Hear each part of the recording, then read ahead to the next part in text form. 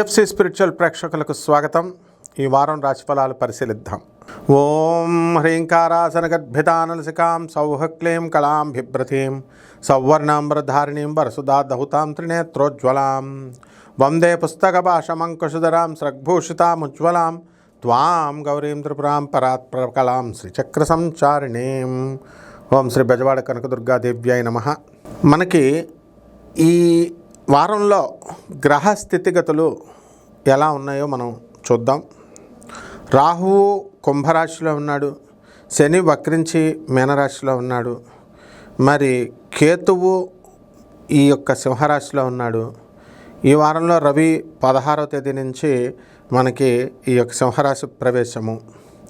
ఇక గురుడు వచ్చేసరికి మనకి కర్కాటక రాశిలో ఉన్నాడు. కుజుడు మనకి ఆగస్టు 2 నుంచి మనకి మిథున రాశి ప్రవేశం చేస్తున్నాడు. అలాగే ఈ యొక్క బుధుడు మనకి ఈ యొక్క కర్కాటక రాశిలో ఉన్నాడు. దీన్ని బట్టి ఈ వారంలో ఒక్కొక్క రాశి వారిగా 12 రాశుల వారికి ఫలితాలు ఎలా ఉంటాయో చూద్దాం.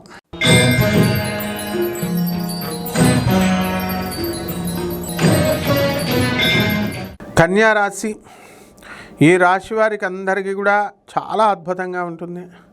లాభంలో ఉన్నటువంటి గురువుడు గ్రహ ప్రభావం వలన మీకు అనేకమైనటువంటి ఆదాయాలు బాగా పెరుగుతాయి.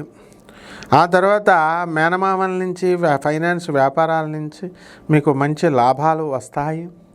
అలాగే విదేశాలలో లేఆఫ్ల్లో ఉద్యోగాలు కోల్పోయినటువంటి కన్యారాశి వాళ్ళందరికీ కూడా మీకు ఉద్యోగాలు రావడం జరుగుతుంది. అదేవిధంగా ఈ యొక్క వారంలో మీరు చాలా జాగ్రత్తగా ఉండాలి. మరి ఈ యొక్క రాశిలో ఉన్నటువంటి చిరంజీవి గారు కానీ, పవన్ కళ్యాణ్ గారు కానీ, వీళ్ళందరూ కూడా మణికట్టు దగ్గర ఇతర చోట్ల వాళ్ళు సర్జరీలు చేయించుకోవడం ద్వారా స్వల్ప ఆరోగ్య భంగాలు ఉండడం జరిగింది. కాబట్టి మీరు కూడా ఎక్కువ ప్రయాణాలు చేయడం ద్వారా కొంచెం యాక్సిడెంట్లు అవ్వడం కానీ, లేదా ఈ యొక్క సర్జరీలు లాంటివి జరగడానికి అవకాశాలు, మజిల్స్ పెయిన్ రావడానికి అవకాశాలు ఉంటాయి. అలాగే వ్యవసాయం చేసేటటువంటి వాళ్ళందరికీ కూడా బ్రహ్మాండంగా ఉంటుంది. రైతులు మంచి పంటను పండిస్తారు. వీళ్ళందరూ కూడా వీళ్ళ ఏజెంట్లు ఎవరైతే ఉన్నారో, కమిషన్ ఏజెంట్స్, వీళ్ళందరూ కూడా వెజిటబుల్ అపరాలు, ధాన్యాలు, వీళ్ళ ఏజెంట్లందరూ కూడా బాగుపడడానికి అవకాశాలు ఉన్నాయి. రైతు అనేకమైనటువంటి అప్పులను తీర్చేస్తాడు, పిల్లలను బాగా చదివించడం ఇవన్నీ చేస్తాడు.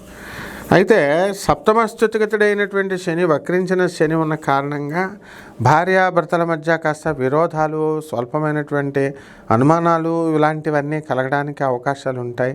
అలాగే పిల్లలతో కూడా విరోధము అనేటటువంటిది మీకు రావడానికి అవకాశాలు ఉంటాయి. అలాగే ఎవరైతే ఇనప వ్యాపారాలు చేస్తున్నారో, స్క్రాప్ ఐరన్ బిజినెస్ దగ్గర నుంచి అటువంటి వాళ్ళందరికీ కూడా మంచి ఆదాయాలు పెరగడానికి అవకాశాలు ఉంటాయి. ఈ విధంగా మీరందరూ కూడా అనేకమైనటువంటి కష్టాలతో కూడుకుని పనులన్నీ కూడా మీరు చేయడం అనేటటువంటివి జరుగుతాయి. కాబట్టి ఈ రాశి వారి అందరూ కూడా చక్కగా నూతన వస్త్రాలంకరణలు ఇవన్నీ చేసుకుంటారు.